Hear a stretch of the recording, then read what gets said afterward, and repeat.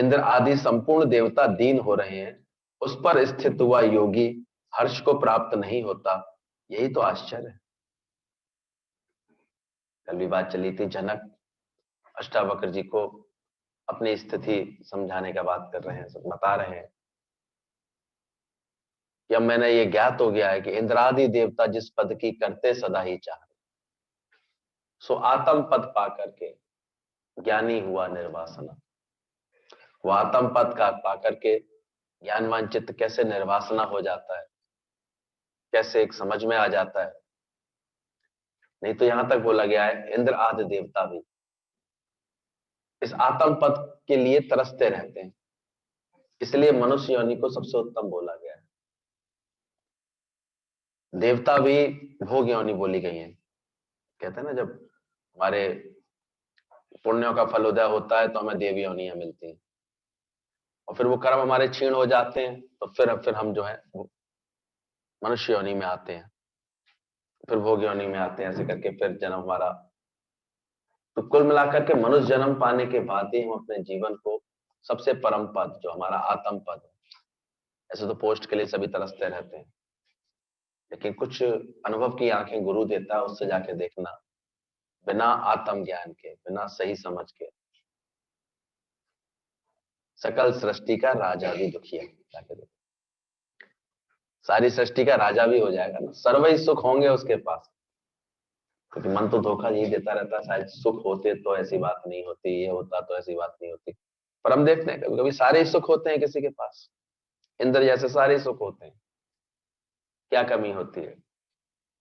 लेकिन फिर भी अगर आत्म ज्ञान नहीं है उसको, ये ब्रह्म पद उसने नहीं पाया, अपने को आत्मा करके नहीं जाना, तो वो भी कदाचित कभी भी दुखी हो सकता है।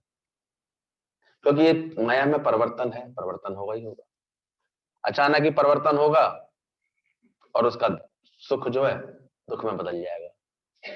चाहे क्षणिक हो, थोड़ी देर के लिए, फिर वो अपने प्रयासों से ठीक कर ले, वो अलग बात है, लेकिन दुखी जरूर हो जाएगा, विचलित जरूर हो जाएगा। कितनों से कहते हैं मैंने कि आप तो अब रिटायर्ड है, सुखी है, कोई दिक्कत नहीं है, हाँ सब ठीक है। मुझे ऐसी क्या बात है, ठंडी सांस क्यों लिया आपने?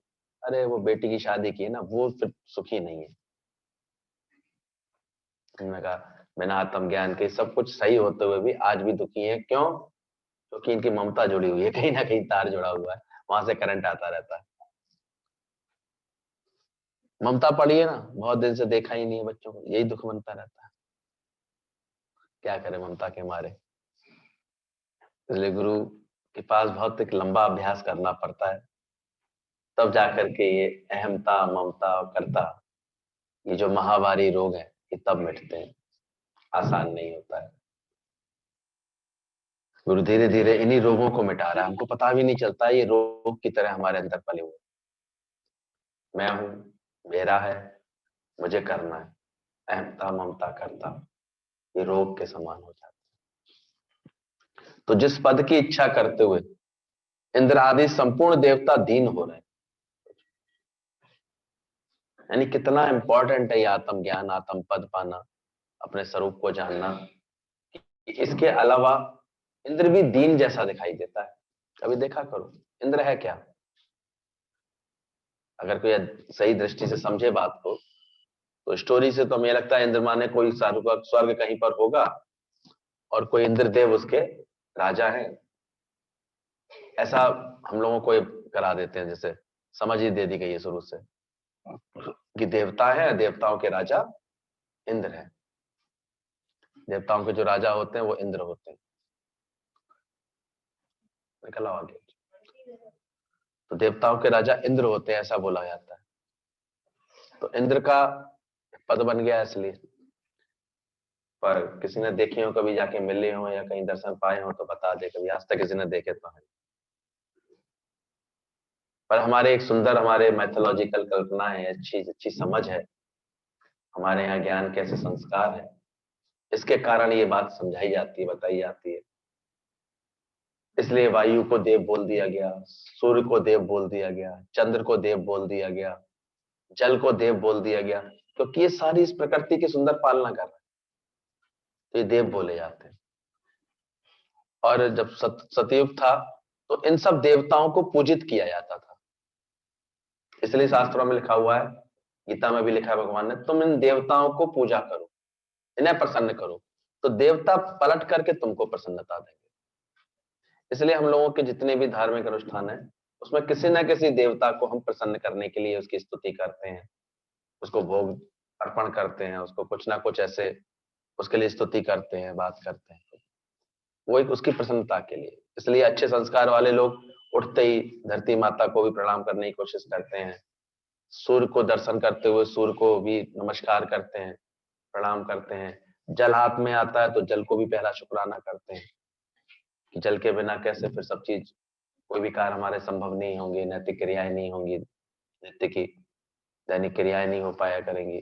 तो इसलिए अग्नि जैसे जाते हैं, रसोई में जाते हैं तो अग्नि को प्रणाम करते हैं कि अग्निदेव आके कार्य संभालें, तो वो आकर के कार्य संभालते हैं। इसलिए शुद्धि के लिए कैसे अग्निदेव को आह्वान करते हैं, हवन करते हैं, यज्ञ करते हैं।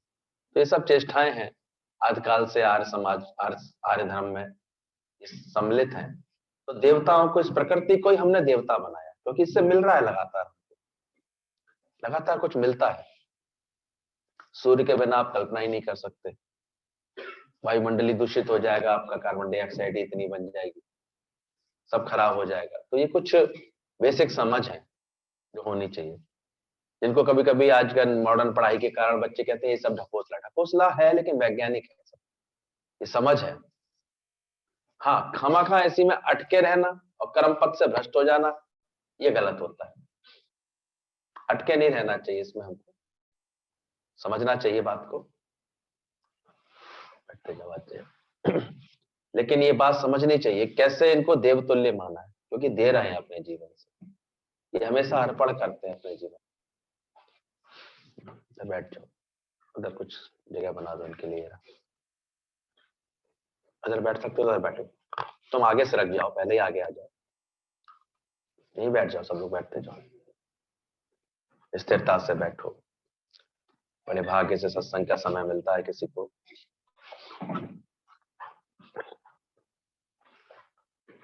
तो इंद्र आदि देवता जिस पद के लिए करते सदा ही चाहना, साधना करते हैं, चाहना करते हैं, सो आत्म पद पाकर के ज्ञानी हुआ निर्वासन। ज्ञानी उस आत्म पद को पाकर के निर्वासनिक हो जाता। इसलिए जब तक बहुत एकाग्रता नहीं आती हमारे जीवन में, तब तक हम इस ज्ञान को नहीं समझ सकते, समझ ही नहीं सकते। कोई मिलने मिलाने का, खेल करने का समय थोड़ी होता है सत्संग में आना, कोई थोड़ी कि चलो आज जाके सत्संग सुने आए। ये तो जो नियमित इसका अभ्यास रखते हैं, लगन रखते हैं, हम कितनी बार कहते हैं, हमारे यहाँ तो गुरुजी भगा ही देते थे, बोले क्या मिलना है, हमें मिलने की जरूरत ही नहीं किसी से, क्या देखने आए हो, जो नाक आंख हमारी है वही तुम्हारे हैं, क्या देखो, अपना दर्पण देख लो जाकर के। यहाँ समझना है तो ज्ञान समझो, ज्ञान से दिल लगाओ, ज्ञान मिले गुरु के मुख से, और गुरु मिले सत्संग से, सत्संग मिलेगा प्रेम लगन से। बाकी सत्संग कोई ऐसे थोड़ी है कि दिमागी कोई ऐसे चक्कर से लाए आया, उमंग आई जब मिलाए आकर के, ऐसे नहीं कभी काम। इसलिए दुनिया के सत्संग से हमारा सत्संग बहुत अलग है, कहीं बिल्कुल डिफरेंट है। ये दुनिया के सत्संग जो संतों ने हराम गर्दी दिखा रखी है ना इतनी, उन सबसे बहुत अलग। इसलिए हमारे दादा ने एक एक को अंदर से हमारी आंखें खोली हैं कि देखना वहां हो क्या रहा है, वहां इसके नाम पर हो क्या रहा है। वहां बड़ा आसान है भंडारा करना, 300 क्या 500 भी संत आ जाएंगे, सब खाली बैठे हैं जी काम के लिए। वो तो बल्कि और तुम्हें अच्छा सा करवा देंगे, बैनर भी लगवा देंगे, तुम्हारा नाम भी करवा देंगे। और हमारे यहाँ कोई कुछ करता है तो नाम भी नहीं पता लगाते कि उसका, कि कौन ने किया, क्या किया, क्या कर रहा है, क्यों कर रहा है। दुनिया तो कुछ है, कुछ भी कुछ करो ना, आज क्या बात है, कोई बात है क्या, किसी की बर्थडे है, मैरिज एनिवर्सरी है, कोई खुशी है, ऐसे ढूंढती है, क्या कर रही है। हमारे यहाँ रोज खुशी है, या खुशी होने के लिए कोई कारण की जरूरत थोड़ी है, क्योंकि ज्ञान है हमारा आधार, सत्य है आधार, इसलिए भटकाव नहीं है किसी तरह का। यहाँ हर वर्ड का गुरु ने एक बड़ा शाश्वत सत्य बताते हुए मीनिंग उसका बताया। संत माने जिससे ने सत्य का अंत जान लिया, वो है संत, जिसका अंतःकरण पूर्ण शांत हो गया। साधु सो जो मन पर बोधे, साधु ये नहीं कि कपड़े पहन लिए, गैर हुए और निकल गए, साधु हो गए क्या? साधु वही बोला गया है जो मन पर बोध करता है, मन को जीत लेता है। तो इंद्र जो है बोले गए हैं मन के, जैसे इंद्रियों के राजा, इंद्र बोले गए इंद्रियों के राजा। तो इंद्रियों का राजा है मन। सारी इंद्रियों को संचालित करने वाला कौन है? ये मन ही तो है। तो इंद्र भी जिस पद के लिए कामना करता है, मन भी बिना आत्मा का पद पाए भटकता सही तो रहता, देखा करो। जब तक इसको पूर्ण ज्ञान का पद ना मिले, ये चाहिए, अब ये चाहिए, धन के पीछे तो ऐसा बावला है इंसान, तो इसकी कोई हिसाब ही नहीं होता, परेशान ही परेशान घूमता है। हम जब तक कितना भी मिल जाए इसको, कितना भी हो जाए प्रारब्ध अनुसार, असंतुष्ट है ही ना है।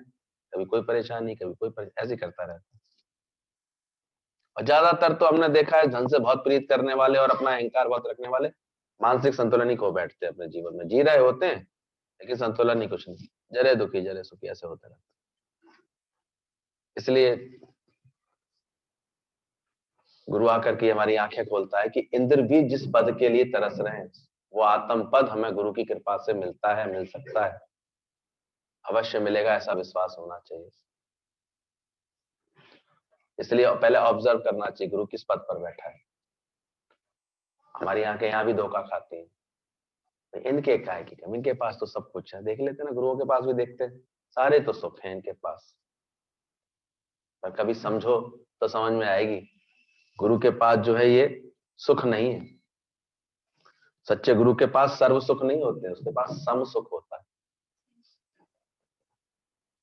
वो सर्व सुख से लगता है प्रारब्ध अनुसार उसके पास ही बाल बच्चे, घर परिवार, गाड़ी घोड़े, सुख संपत्ति, कारोबार, सब धंधा सब हो सकता है। ब्रह्मज्ञानी के पास क्या नहीं हो सकता? सब हो सकता है। राजा जनक को ज्ञान मिल रहा है, राजा जनक के पास किस चीज की कमी थी?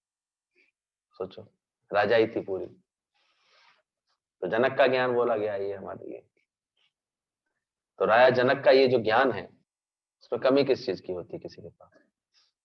लेकिन फिर भी गौर करके देखोगे तो सच्चे गुरुओं के पास सर्व सुख नहीं है, सम सुख है। वो समत्व भाव में रहते हैं, हर हाल में इस बात का सुख भोगते हैं। अचानक ही कैसे भी हालात आ जाते हैं, वो सुखी दिखते हैं। क्यों दिखते हैं?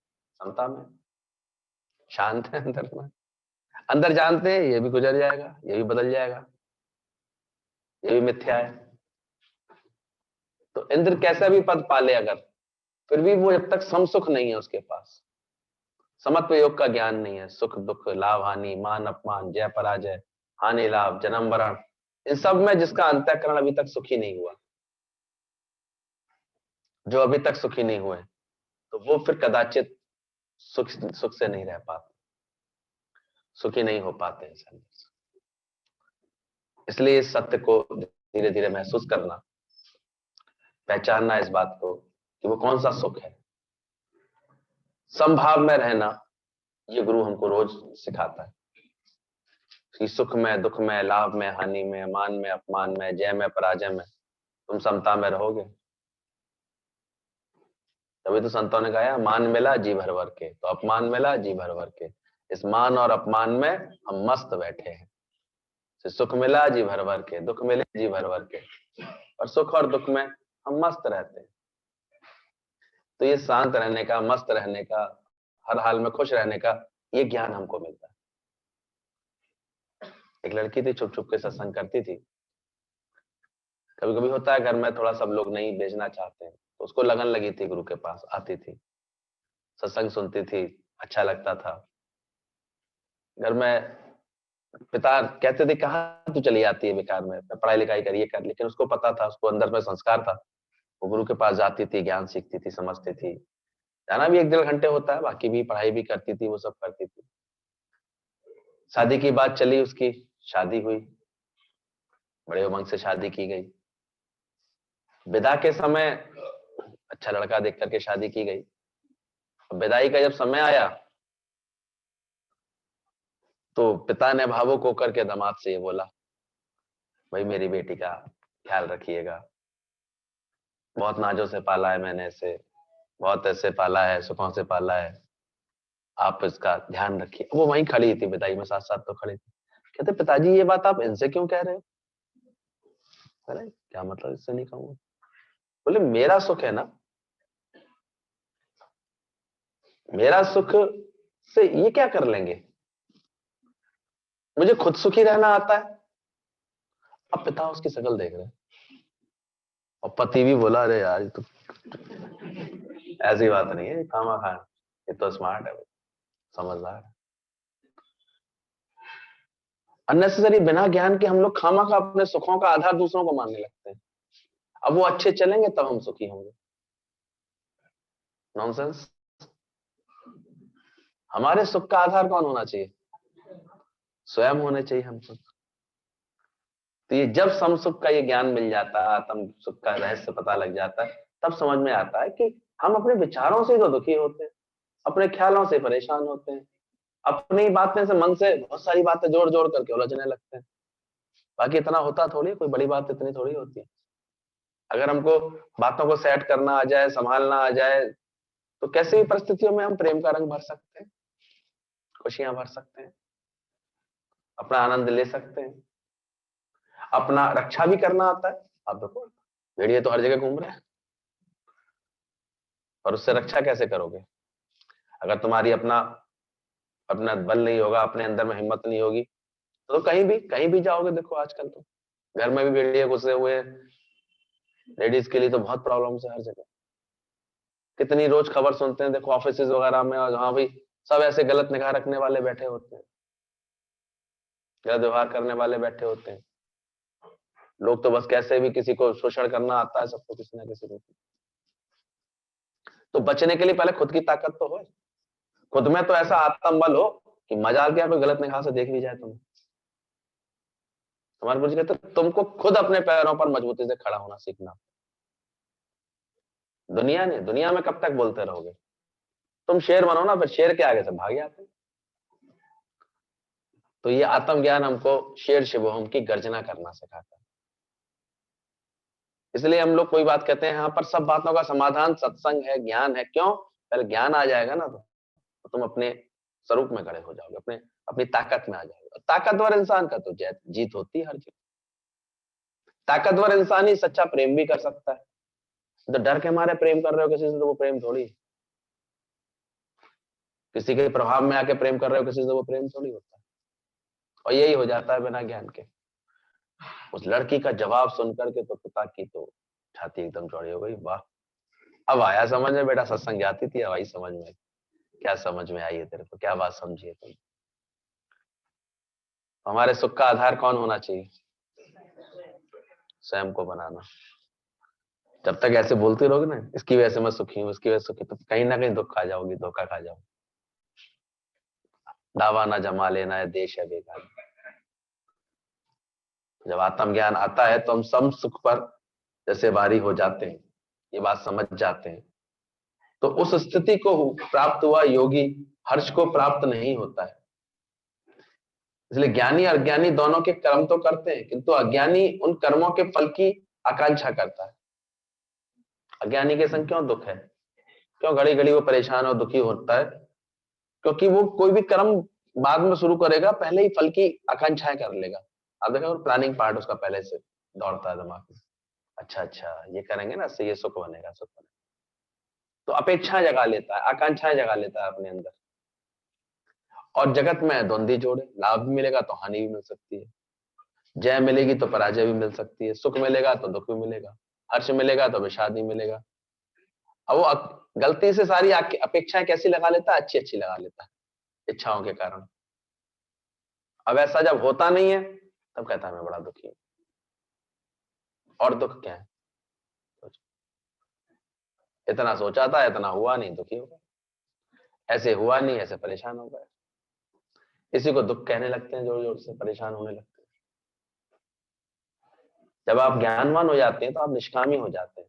फिर कोई भी कर्म करेंगे उसमें कोई फल की इच्छा नहीं होगी। जो गीता का मूल मंत्र है, कर्म किए जा, फल की इच्छा मत कर रहे इंसान। हाँ, ये निश्चित है, जैसे कर्म करेगा वैसा फल देगा, ये एक अटल सत्य है। तो कर्म में सुजागी होनी चाहिए, कर्म में सावधानी पूरी होनी चाहिए, लेकिन फल की इच्छा से पूरी तरह से अपने को बचाना चाहिए। ये आत्मज्ञान का जब अभ्यास हमारे जीवन में अच्छा होता है, तब आती है बात कि कोई भी कर्म हो रहा है, लेकिन फल की इच्छा नहीं उसमें जुड़े रही। इसलिए ज्ञानवान के सारे कर्म सहज ही परमात्मा को अर्पण होते हैं, क्योंकि कोई फल की इच्छा नहीं रखता है वो, कोई कर्म की आसक्ति नहीं बनने देता, कोई करने का अभिमान नहीं पैदा होने देता, इसलिए सम सुख में रहता है, वो अपने आत्म सुख में रहता है अंदर से। तो अज्ञानी उन कर्मों के फल की आकांक्षा करता है, जिससे वह लाभ हानि सुख दुख हर्ष विषाद आदि से प्रभावित होता है। उसका मुख्य कारण उसकी इच्छाएं व अपेक्षाएं हैं। अज्ञानी कर्म आरंभ करने से पहले ही फल की अपेक्षाएं निश्चित कर लेता है कि इस कार्य से मुझे इतना लाभ होने होगा, इतना आनंद मिलेगा, और इस लाभ के आधार पर अपने जीवन की आगे की योजना भी बना लेता है बड़ी जल्दी। सगाई होने के साथ ही सपने देखने शुरू कर देती है, व्यर्थ में, अब ये होगा, वैसे होगा, ऐसे होगा, क्या पता क्या होगा आगे, क्या होने वाला है, कैसे होने वाला है। तो वो जब अपेक्षाएं टूटती हैं, जब उसकी इसी लाभ के आधार पर वो जीवन की आगे की योजनाएं कर लेता है कि मकान बनाऊंगा, कार खरीदूंगा, बच्चों की अच्छी पढ़ाई व्यवस्था करूंगा, ये करूंगा, ऐसे करूंगा, ऐसे ऐसे रह लूंगा। और कहीं भी उसकी एक चैन भी टूटने लगती है ना, रुकावट आ जाती है किसी काम में, तो फिर उलझने लगता है, परेशान होने लगता है, फिर लग जाता है, पुरुषार्थ में लगता है, लेकिन कभी कभी फिर ऐसे उलझ जाता है, परेशान होने लगता है, सुख दुख के झूले में ऐसे झूलता रहता है। इसीलिए तो बोला ये दुख पदार्थों से नहीं आए उसको, ये दुख उसको क्यों मिले, अपेक्षाओं के कारण। मुझे कहते तुम तो और नादान नादान हो, एक तो किसी परिस्थिति ने दुख दिया, और दूसरा तुम सारे समय उसका वर्णन कर रहे हो, चिंतन कर रहे हो, तो ना जाने कितने गुना उस दुख को भोग रहे हो तुम। चलो किसी ने आप शब्द बोल दिए, वो तो एक उस दुख की घड़ी थी, घटना घटी, बात खत्म। लेकिन अब तुम 4 लोगों को पता है उसने मुझसे क्या कहा, देखो उसने मुझसे ऐसे बोल दिया, ऐसे मेरी इंसल्ट कर दी, ऐसे मुझे बोला, साथ में उसकी बुराई भी कर रहे हो, लेकिन साथ साथ खुद भी दुख पा रहे हो, तो उसका वर्णन कर करके तो अपने दुख को कितना गुना बढ़ा रहे हो। वो जो इवेंट हुआ था वो तो क्षणिक हुआ था, अगर ज्ञानवान होते तो उसी क्षण डिफ्यूज कर देते, उसको रिफ्रेश मार देते कस के, अच्छे से डिलीट मार देते उस बात को। लेकिन ज्ञान ना होने के कारण बार बार वर्णन करने से, बार बार उसको रिवीजन करने से, अब वो डरा भी रही है वो बात, परेशान भी कर रही, उसी का बार बार मनन कर रहे हो, उसी को बार बार ऐसे बोल रहे हो, उसी का चिंतन कर रहे हो, तो इस तरह से हम अपने दुख कई गुना बढ़ा लेते। कहते हैं गुरुजी कहते थे वो पालने में झुलाने लगते तुम, अब पालने में झुला के बच्चे को क्या कर लेते हो, बड़ा कर लेते। छोटा सा तो आया था, कोई बात थी छोटी सी, बहुत छोटी सी, लेकिन झुला झुला करके, बोल बोल के उसकी, उसके इफेक्ट्स, आफ्टर इफेक्ट सोच सोच के तुमने उसको बड़ा कर लिया, दुख इतना बड़ा था नहीं। बस यही है कि अपेक्षाएं ऐसी हैं। पहले के समय में तो नहीं होती थी लड़कियां, हम देखते थे भाई इतनी एजुकेशन भी नहीं होती थी, इतना कुछ नहीं होता था, संस्कार ही एक होता था कि बेटा डोली यहाँ से उठी, आरती तो तेरी वहीं से उठेगी, तो सब एडजस्ट कर जाते थे, सबसे आ जाते थे, कैसे भी बातों में फिर अपने को ढाल लेते थे।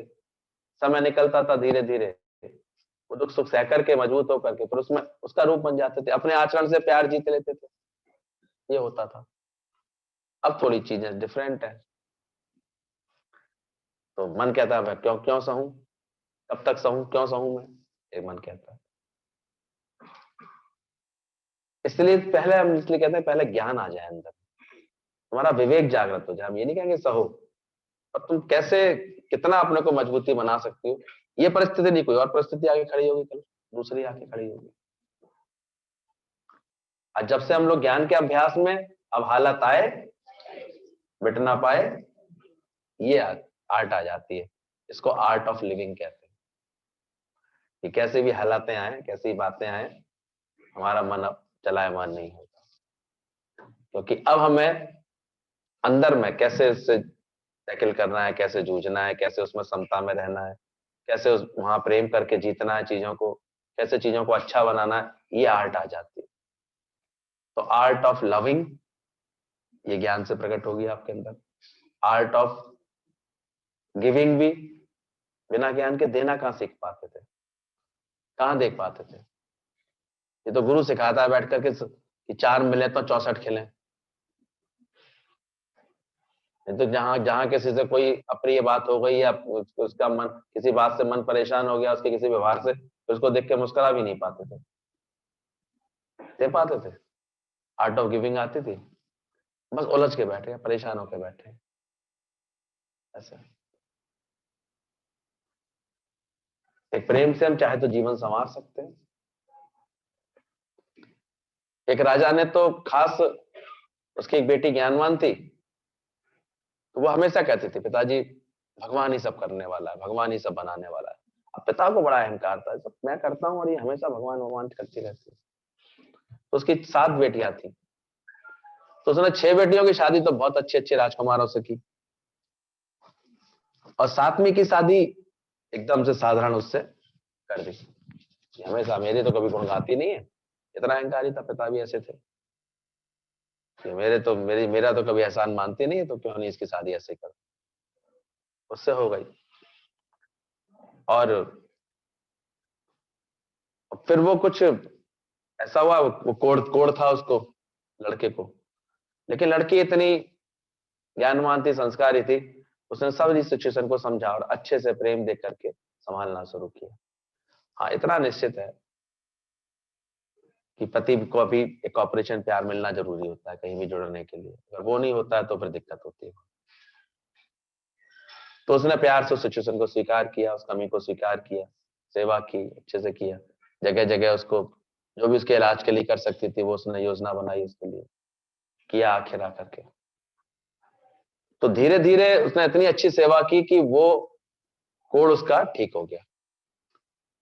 अब कोढ़ ठीक हुआ तो वो भी था कहीं का राजकुमार। कोढ़ जब ठीक हो गया उसका, तो फिर वो अपने राज्य में आराम से पहुंचा, तो उसको फिर से राजशाही पद मिल गया। तो ये इसको जो साधारण से शादी की थी वो तो फिर जाके रानी बनी बाद में, और बाकी जो थी वो धीरे धीरे प्रारब्ध में कुछ ऐसा बदलाव आता गया, सब ऐसे राजा राजा ही छिन गई सबकी, ऐसे खत्म हो गई। तो जिसको भगवान ने भरोसा होता है, विश्वास होता है, अपने कर्म पर विश्वास होता है, अपने प्रेम पर विश्वास होता है, वो तो सब बातें ठीक कर सकता है। अब इतना क्या, किसी को ज्ञान पहले सीखे तब तो आएगा अपना प्रेम करने का आर्ट। तो art of giving, art of loving, art of living also, छोड़ना भी एक कला है। हमें अपने जीवन से कैसे किस चीजों को छोड़ना है, किन बातों से ऊपर उठना है, ये भी एक कला है, ये भी ज्ञान से आती है। आर्ट ऑफ गिविंग भी आती है। ये सारी आर्ट धीरे धीरे गुरु हमको सिखाता है हमारे जीवन में। इसलिए एक समय लगता है, क्योंकि इसमें सबसे ज्यादा रुकावट हमारा ही अहंकार होता है। अब वो मिटता नहीं है इतनी आसानी से, समय इतना हम देना नहीं चाहते हैं। दुनिया दुनिया की और बातों को तो बहुत बहुत समय दे देंगे, 4 4 घंटे एक डॉक्टर की मीटिंग में बैठे आएंगे, और सत्संग के लिए गुरु कहेगा नियमित आओ, क्योंकि यहाँ भी एक संबंध है। बोले गुरु के पास आते हैं तो लगन रखता है, श्रद्धा रखता है, तो उससे फिर सब मिलता रहता है। या गुरु से भी बिना गुरु की कृपा के कुछ नहीं मिलता है। बोला गुरु भी जरूरी है, तंदुरुस्ती भी जरूरी है, और तुम्हारी लगन भी जरूरी है। ये 3 चीजें आवश्यक होती है। जैसे कुछ भी देखने के लिए तुम्हारी रोशनी का होना भी जरूरी है, आंखों का होना भी जरूरी है, अंदर विजन भी। केवल आंखें और विजन नहीं तो भी फायदा नहीं होता, और रोशनी ना हो, तीनों होना जरूरी है। ऐसे गुरु का भी होना जरूरी है, तंदुरुस्ती का भी होना जरूरी है। तो वो तंदुरुस्ती खराब हो जाती है तो गुरु के दर तक आ ही नहीं सकते, कोई बात हो जाए तो। अभी कोरोना काल में कितना सब लोग एकदम से भयभीत हो गए, तो कितना रोक रोक लिया अपने आप को। वो समय की आवश्यकता भी थी, और उससे एक हमको एक उपलब्धि मिल गई भाई, ऑनलाइन सत्संग करने का एक योजना मिल गई। अब वो चलता रहता है, कुछ लोग उससे लाभ लेते रहते हैं। फिर धीरे धीरे खुलता जा रहा है माहौल, आते जा रहे हैं सब लोग, अच्छी बात है। पर आना सब सावधानी से, अभी एकदम से इतनी आवश्यकता नहीं है। अपना स्वास्थ्य पहले देखना, समझ पहले देखना। हाँ, लिंक रखने के तो और भी बहुत तरीके हैं गुरु से। आप मैसेज कर सकते हैं, आप फोन पे बात कर सकते हैं, आप अपनी बात बता सकते हैं। हमें तो गुरु जैसा सच्चा दोस्त कभी ऐसे मिला ही, इससे ज्यादा कौन कर सकता है। और दुनिया के लोग तो फिर भी टाइम से मिलेंगे, गुरु तो ऑलवेज अवेलेबल होता है, कभी भी हमारे मन को। और भाव वाले के तो तुरंत पहुंचते हैं भाव गुरु के पास। भावा वाले पावेंगे दर्शन तेरे। अगर तुम्हें सच्ची लगन है, सच्ची भावना है, तो देखो अपने आप सब ठीक होगा, समझ में आ जाएगी बात। तभी ये बात कह दी गई है, पूत कपूत तो क्यों धन संचय, पूत सपूत तो क्यों धन संचय, फिक्स है। तो जैसे हम अपने अंदर के कोड़ को हटा देते हैं, उतार लेते हैं, ठीक कर लेते हैं ज्ञान से, तो हमको रजाई मिल जाती है, मन की रजाई मिल जाती है। अज्ञानियों के पास इतना इतना कुछ होने के बाद भी फिर भी देखो, जब देखो तब उदास मिलेंगे, दुखी मिलेंगे, परेशान होते दिखेंगे। और ज्ञानियों के पास कुछ ना भी हो, क्योंकि उनके सुख का आधार धन है ही नहीं, सुख का आधार कोई बाहर की चीजें वस्तुएं है ही नहीं, वो सुखी है अपने ज्ञान धन से। लक्ष्मी जी पैर दबा रही थी विष्णु भगवान के, भगवान मंद मंद मुस्कुरा रहे थे। ये पोज सब देखा ही सबने, आराम से टेक लगाए लेटे रहते हैं विष्णु भगवान। अब सोचो सबसे बड़ी जिम्मेदारी सारे सृष्टि की पालनकर्ता की, आप उनका लिटरली पोज देखिए कैसा रहता है, कैसा देखा है विष्णु भगवान का पोज। लक्ष्मी जी क्या कर रही हैं, शेष सैया पर जैसे विश्राम मुद्रा में लेटे हुए और मंद मंद मुस्कुरा रहे हैं। पता नहीं कैसे चुन लिया ऐसे व्यक्ति को सारे संसार की पालना करने के लिए, अपॉइंटमेंट इतना हाई क्लास। ब्रह्मा जी उत्पत्ति करते हैं, विष्णु जी ऐसे करते हैं। हम लोग कभी गुरु जी के पास बैठते थे, उनको हमेशा इतना रिलैक्स, इतने आराम में देखा मैंने कि आप तो साक्षात विष्णु भगवान हैं। और सृष्टि उनकी ऐसे चलती थी, इतने आनंद से चलती थी। कितने लोग, हम 400 लोग, 500 लोग, 600 लोग ऐसे सहज में सब आते थे, सब पलते थे, सब खाते थे, पीते थे, 3 टाइम। वो जीवन ही जीना ऐसे उनसे सीखा, करना आता क्या था। मेरी क्या थी अपनी हस्ती तेरे मिलन से पहले, मैं बुझा हुआ दिया था तेरे मिलन से पहले। फिर भी उनको हमेशा ऐसे रिलैक्स देखा, आनंद में देखा। तो मैं तो जब भी दर्शन करता था मुझे तो वही सीन याद आता था। और वाकई में माया लक्ष्मी को तो उनके हमेशा प्यार दबाते ही देखा, इस तरह से रही हो, प्लीज मुझे स्वीकार कर लीजिए, प्लीज मुझे स्वीकार कर लीजिए। तो संतों क्या लक्ष्मी माता रगड़ती है, वो उसे स्वीकार नहीं करते हैं। लक्ष्मी माता का एक बार पोज देखा किसी ने, तो बोले तुम्हारे माथा ऐसे घिसा हुआ है, ट्रेंडिकल हो गया, ऐसे घिस गया और बाल ऐसे नोच गए। बोले ये कैसी स्थिति हो गई तुम्हारी। लक्ष्मी ने बोला ये क्या करूं मैं, संतों के आगे माथा रगड़ती हूँ, वो इतने निष्कामी होते हैं, वो मुझे स्वीकार नहीं करते। और दुनिया वालों से मैं भागती हूँ, वो मेरी चोटी पकड़ पकड़ खींचते हैं। तो मेरी ये दुर्दशा हो गई है। तभी कल बड़ा अच्छा एक वचन चला था, बोले इस माया को यही एक श्राप मिला हुआ है, ये अपने मालिक को खुश नहीं कर सकती। ये माया कदाचित जो भी इसका मालिक बनने की कोशिश करता है ना, पदार्थों का, चीजों का, वस्तुओं का, वो खुश नहीं रह पाता। दुनिया में बहुत दुख है, कोई यही थोड़ी अकेली, बहुत लोग हैं, लेकिन उनके दुख से थोड़ी दुखी हो रही हो। इसकी मालकिन बन गई, उसकी माँ बन गई है, तो ये माया बन गई है। अब मन कर रहा है दुखी, विचार को दुखी कर रहा है। तो जहां भी हम पजेसिव मूड में आ रहे हैं, मालिक बन रहे हैं। अब देखो दुनिया में इतना कुछ हो रहा है, कोई दिक्कत नहीं है। इतने किसान बेचारे वहां बॉर्डर में बैठे हैं खुले में, उनके लिए कोई दर्द नहीं, कोई बात नहीं। अपना बेटा जाएगा, बेटा ध्यान रखना टोपी लगा ली कि नहीं, उसे टोक दोगे, क्योंकि वहां अपनापन है। तो दुख हम केवल मालिक पने से पा रहे हैं। तो ये माया की एक विशेषता है, सारा संसार जगत जो माया का रूप है परमात्मा का, ये जब भी तुम किसी चीज के मालिक बनोगे वहां से कष्ट पाओगे। दुनिया के किसी से बात करोगे, प्लीज बेटे आप ये कर देंगे, ऐसे कर, प्लीज लगा देंगे। और जिसके मालिक बनेंगे उसके अकल नहीं है, दिखता नहीं, तो मैं ये करना नहीं चाहिए, वहां ऐसी फीलिंग आ जाएगी, तो पलट के जवाब मिलेगा। तो कोशिश करना मालिक नहीं बनना, ना मां बनना, ना मालिक बनना। अपनी सगी नहीं दे, क्योंकि मालिक को ये माया सुखी नहीं करती है। बाकी दुखी रहना है तो बनी रहना, हमें कोई दिक्कत नहीं। किसी को भी पजेसिव बनोगे, किसी को भी अधिकार रखोगे, वहां से तुमको झटका मिलने ही मिलने वाला है, दुख मिलने ही मिलने वाला है।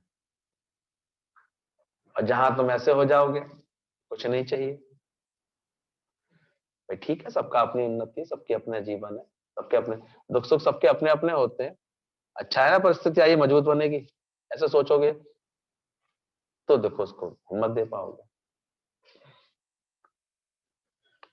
तो सही समझ से चलना, ये आत्मज्ञान जब मिलने लगता है तो ये स्थिति हुआ योगी हर्ष को प्राप्त नहीं होता, किसी तरह से भी उसको ऐसा नहीं लगता, और जल्दी से वो अपने जीवन की सारी बंधनों को, आसक्तियों को धीरे धीरे खोल लेता है। ये तो बिना ज्ञान के खोल नहीं पाता व्यक्ति।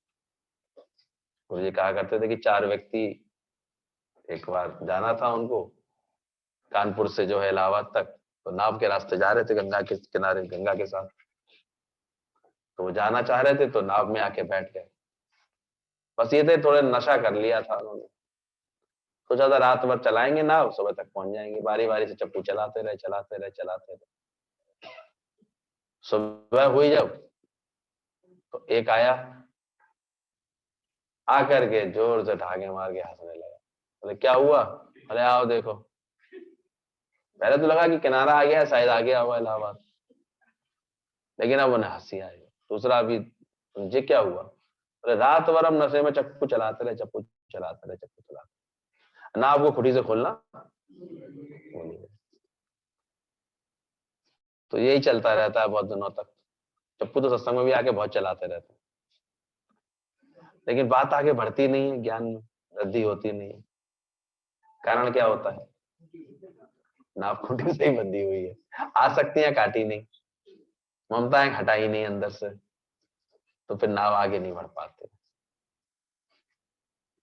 तो जब हम गुरु से ये आर्ट्स पहले सीखते हैं, पहले अंदर से असंगता लाते हैं, तो नाव आगे बढ़ जाती। तो ध्यान रखना इस बात को, जब ज्ञान गुरु मिलता है तो फिर हमको अपने आसक्तियों की रस्तियां पहले काट लेनी चाहिए, पहचानना चाहिए, वही हमारे बंधन होते हैं। क्योंकि बुलबुल वहीं तक उड़ती है जहां तक उसकी डोर बंधी होती है। अब देखा करो, हम भी यहाँ पर देख चेक करते रहते हैं, कोई उतना ही फ्री कर लेता है जितने वो, बाकी तुम जानती हो सब बात, उतना ही जितने संकल्प है उसके, जितना जितनी डोर उसने बांध रखी है उसने। इसलिए एक लिमिट के बाद फिर उससे कहें कि आगे बढ़ जा बुलबुल, बढ़ पाएगी? कैसे जा पाएगी बेचारी?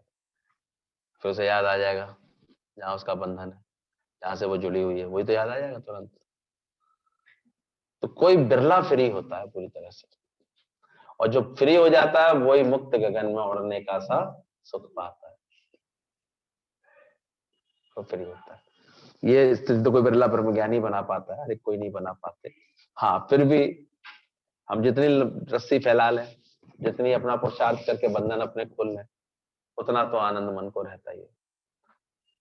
आज पहले जो जरा जरा बातों में दुखी सुखी होते थे, अभी कुछ बदलाव आया उसमें? बताओ, बहुत से नए लोग बैठे हैं बेचारा, सुनना चाहते हैं कि कुछ सुधरे हैं यहाँ आने के बाद। क्या बदला है?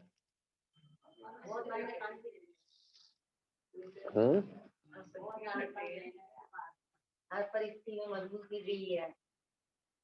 सोच लो अंदर से कितना ज्ञान पर विश्वास आ रहा है कि नहीं आ रहा है, सोचो। इसलिए बोला कि जब तक ब्रह्म श्रोत्री नहीं हुआ तुमको हर परीक्षा में, अभी भी किसी परीक्षा आती है अचानक जीवन में और विचलित हो रहे हो, तो इसका मतलब अभी वहीं कुछ अभी कमी है। गुरु जी कहते हैं ब्रह्मनिष्ठ ही इसलिए बनाओ अपने आप को, केवल ब्रह्म श्रोत्री बना दोगे ना, केवल ब्रह्म की बात सुन के चले आना, उसको भी सत्संग तो ये भी कहा जाएगा भाई सुन के आएगा, लेकिन जब तक ये ज्ञान तुम्हारी निष्ठा का विषय ना बने, निष्ठ ही ना बन जाए, ब्रह्मनिष्ठ ही नहीं बनोगे, तब तक ये विचलित होना छूटेगा नहीं। अभी भी बताई जाते हो कारण भैया, थोड़ा सा तो असर हो ही गया, थोड़ा सा तो लग गई बात, थोड़ा सा तो हिल गए, आखिर इतना भी मन क्यों चला, ऐसे करते।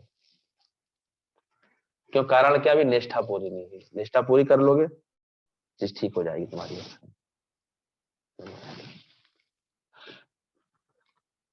तो जल्दी से पूरी तरह से अपने को ब्रह्मनिष्ठी पद को पाना, कि क्या गुरु समझाना चाह रहा है, कैसे तुमको ये कैच करना है कि तू सागर है। उस दिन मैंने बोला तो कौन है, और शरीर क्या है, ये पर विभाजन होना इसलिए जरूरी था, कटना जरूरी है। पहले तो हम यही मान के बैठे I am this, I am body, मैं शरीर हूं, मेरा जन्म हुआ है, मेरा मरण हुआ है, ऐसे। इसलिए सुख दुख ऐसे भूत की तरह चिपक गए हैं। तो इसलिए ज्ञान में 3 बातें बोली जाती हैं, विभाग, त्याग, लक्षणा। आपको पहले ये विभाग करना आवश्यक होगा कि आप सागरवत हैं, आप जो है वो सागर है।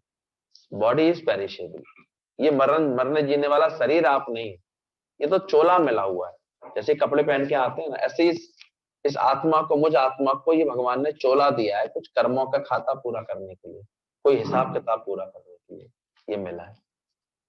यही गुण अध्यात्म है कि हमको ये चोला मिला हुआ है, ये ड्रेस मिली हुई है।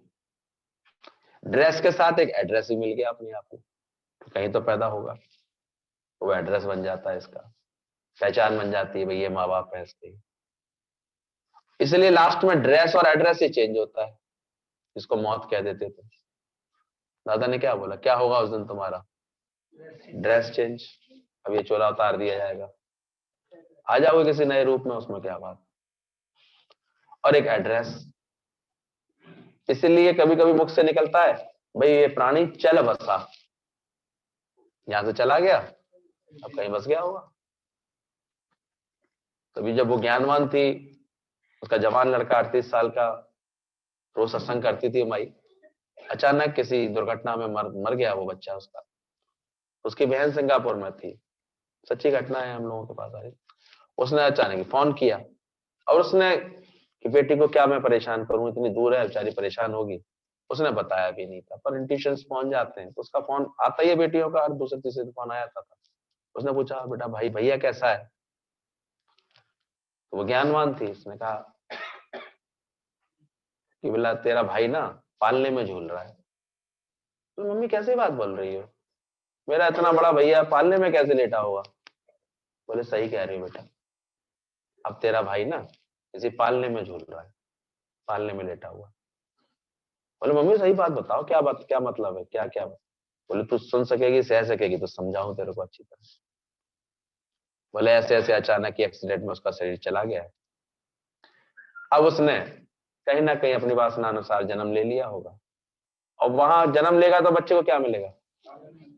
पालना मिल जाएगा, तो पालने में होगा वो कहीं ना। कहती माँ तुम इतने शांत हो। बोले बेटा ये गुरु की ज्ञान की कृपा है, तू भी ज्ञान समझ, दिल छोटा ना कर, जो होना होता है वो होता ही है। सोचो हमारा ज्ञान कौन सी मजबूती देना चाहता है, विचार करना। मृत्यु जैसे महाभारी जिसको हम दुख बना मानते हैं, उसमें भी चित्त इतना शांत रह सकता है अगर ज्ञान है तो इंद्र आदि देवता जिस पद की करते सदाई चाहना, इंद्र भी जिसके लिए ऐसे चाहना करता है, वो आत्म पद पाके,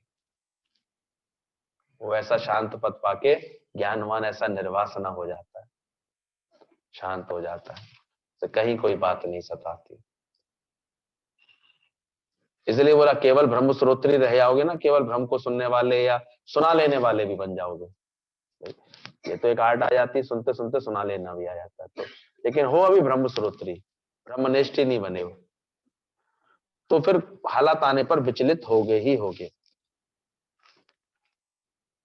तुम्हारा अंदर की विचलित होना, अंदर से परेशान होना, इस माया से उलझना कब बंद होगा? जब क्या हो जाओगे? जब ब्रह्मनिष्ठ हो जाओगे, जब तुम्हारे खुद की ब्रह्म की निष्ठा पक्की होगी। इसलिए सुंदर अभ्यास हम लोग रोज करते हैं, ताकि सुनते सुनते, समझते समझते, बोलते बोलते, बताते बताते, करते करते हमारी खुद की निष्ठा पक्की हो जाए। तो इसमें परेशान नहीं होना, लेकिन अभ्यास करते रहना। करत करत अभ्यास के जड़ मत हो तो सुजाग। अभ्यास करते करते कितनी भी जड़ मती हो, वो भी सुजाग हो जाती है, वो भी ऐसे चैतन्यता आ जाती है, उसके अंदर जागृति आ जाती है।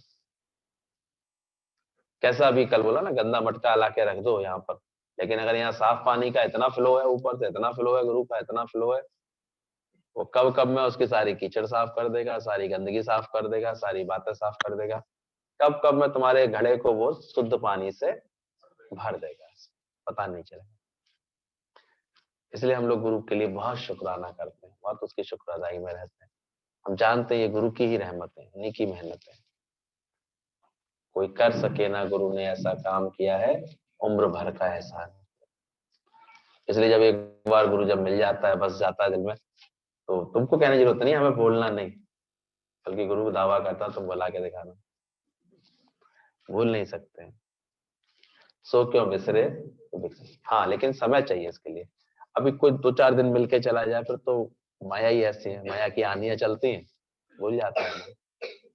लेकिन कोई ठीक से ज्ञान समझ ले, ज्ञान का नाता जिसका जुड़ जाता है गुरु से, तो नित्य निरंतर इस भावना में आके बैठता है, आकर के सत्संग से जुड़ता है, ज्ञान में बैठता है, तो उसके लिए बोला।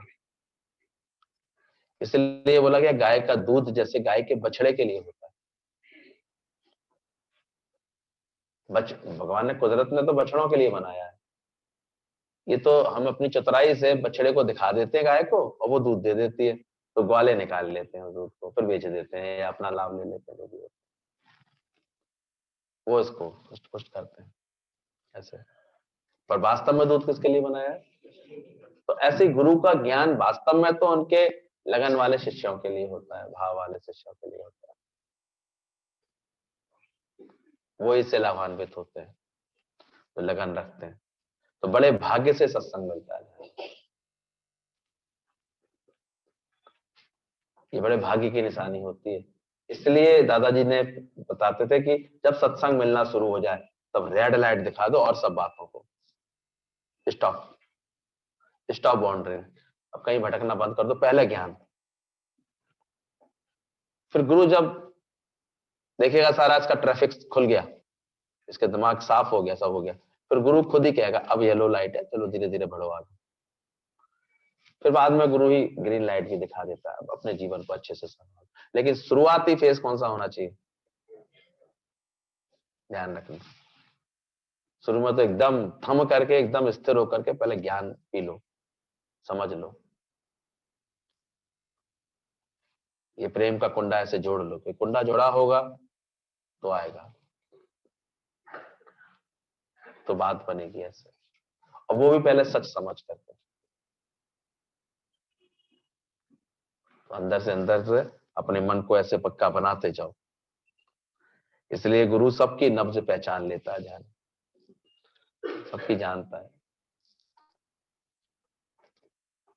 भगवान के लिए कहते हैं ना, तेरी कर्म कहानी तेरी आत्मा ही जाने, परमात्मा ही जाने, वो सब जानता है। इसलिए वो जानता है कि अभी पूरी तरह से चमक नहीं आ रही है, तो अभी इसका मतलब अभी इसके अंदर में पूरा अभी उसने जुड़ाव रखा नहीं है, पूरी तरह से बात को कैच नहीं किया है, पूरी तरह से बात अभी मानी नहीं है, और फिर उसमें समय भी लगता है। एक दुनिया की पढ़ाई पढ़ने के लिए आप देखो 15, 20, 21, 25 साल तक देने को तैयार हो जाते हैं। 4-5 साल लगे ना सीए बनने में, और उससे पहले बीएससी, बीए, बीकॉम कुछ किया होगा, इंटर किया ही होगा, 16-17 साल तो उसमें लग जाते हैं। 21 साल 22 साल कम से कम देता ही इंसान, 22 साल 25 साल देता। डॉक्टर बनना है तो और 28 साल तक आजकल पढ़ना पड़ता है। थोड़ा भी अगर थोड़ा उसमें कहीं दाएं बाएं होगी, अगर 1-8 साल या सिलेक्शन होने में 1-2 साल लग गए, तो वो 30 साल के होते हैं तो डॉक्टर बनते हैं तो बेचारे। और फिर बेचारे इतना चूंकि पढ़ाई में इन्वेस्ट कर चुके होते हैं, तो उन्हें जल्दी जल्दी लगती है कि कैसे कमा लूं, कैसे कमा लूं, तो फिर वो इसमें कूदते हैं फिर।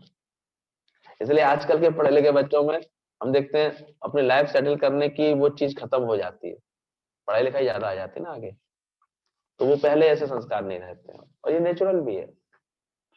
छोटी उम्र में कहीं सेट हो जाते हैं, ये सब नहीं होता। और पहले लाइफ देखते हैं, तो देखते हैं शादी के लिए भी बड़ी प्लानिंग से करते हैं वो लोग बेचारे, कि कब टाइम निकाल पाएंगे अपनी जॉब से, कब ऐसे कर पाएंगे, कब ऐसे कर पाएंगे, तो सोचते हैं। एक तो पढ़ते पढ़ते नौकरी मिलते मिलते 27-28 हो जाती है, पूरी 30-30 लगने लगती है, तो वो वाला जो होता है एक क्रेज, वो तो खत्म हो चुका होता है। फिर कंप्रोमाइज रह जाते हैं लास्ट में, फिर मैचिंग भी वैसे ही चाहिए, क्या किया जाए, नहीं चाहिए। अब है कोई अच्छी उस पर पोस्ट पर, तो उसके लिए एटलीस्ट उतना तो होना ही चाहिए, इतना तो होना ही चाहिए, वो भी नहीं। क्या होता है उसमें, कभी कभी फिर बच्चों के अंदर की विक्षेपता कुछ गलत डिसीजन ले लेती है, बस बातों में अटक जाती है। वो कहती है कि नहीं, हमको अभी ये पसंद है हमें, ऐसे पसंद है, तो वहां भी कंफ्यूजन आते हैं, खुद उनको नहीं क्लियर होती है बात अभी अंदर से।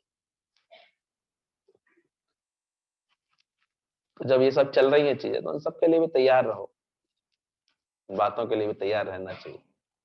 समझा सको समझा दो, प्यार से बात को संभाल लो, गुस्सा गुस्से से कोई काम बनते नहीं कहीं पर भी। अल्टीमेटली फिर जब तुम नम्र बनते हो, विनम्र बनते हो, तभी काम बनते हैं सब जगह। नहीं तो ये भी ध्यान रखना, दादाजी कहते थे जिस क्षण तुम्हारा जूता तुम्हारे बेटे के जूते में बराबर हो जाए साइज, तब जूते में तुम्हारा पैर आ जाए, यानी तुम्हारे जूते में उसका पैर आ जाए, तो समझ रहे हैं यादव जी, फिर तो दोस्त होता है तुम्हारा, बेटा नहीं होता। कौन होता है? वो तुम्हारी मित्र होती है तुम्हारी, अब बेटी नहीं है वो। कौन है तुम्हारी वो? तो मित्र की तरह उसके साथ व्यवहार करना, बड़े हो गए, सियाने हो गए बच्चे से। और नहीं तो मां बनोगी तो फिर मेहताबी की तरह जलती रहोगी। मेहताबी होती चक्कर से घूमती रहती। उस दिन नहीं मना वाला मैंने कि अगर स्त्री बनोगे तो तपते रहोगे, सांप बनोगी, सास बनोगी तो सांप बन जाओगे। इसलिए अपने को बचाते जाना, और इस पद के लिए पूरी तरह से मेहनत कर डालो, जल्दी से गुरु से कृपा से ये हमको मिल जाए, मेरा इतना समसुख आ जाए, मेरे अंदर एक सही समझ आ जाए कि अब मेरा मन इस बात में समझ में आ जाए कि मैं लक्ष्मी के पैर दबाने से खुश नहीं हूं। जब लक्ष्मी जी ने टोका उन्हें कि आप ये मंद मंद मुस्कुरा रहे हैं, मैं जगत की माता, सब लोग मेरे पीछे पड़े रहते हैं और मैं आपके पैर दबा रही हूँ, इसलिए आपको खुशी हो रही होगी। कहता नहीं लक्ष्मी जी, आप धोखे में ना रही, मैं हमेशा प्रसन्न रहता हूं अपने गीता के ज्ञान से, मैं आपके पैर दबाने से खुश नहीं हूं।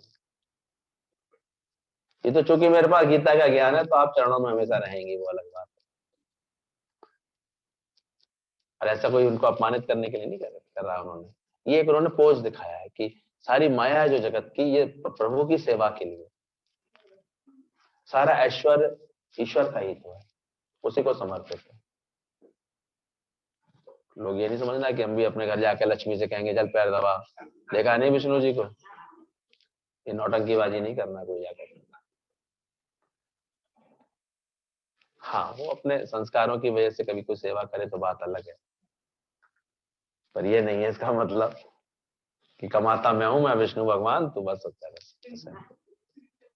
लेकिन हाँ, भगवान ने सही आंसर दिया, मैं प्रसन्न हूं अपने गीता के ज्ञान से, ये मेरी मुस्कुराहट का कारण मेरा ज्ञान है।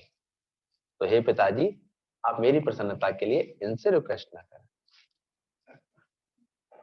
लड़की कैसी थी? समझदार थी? देखूंगा।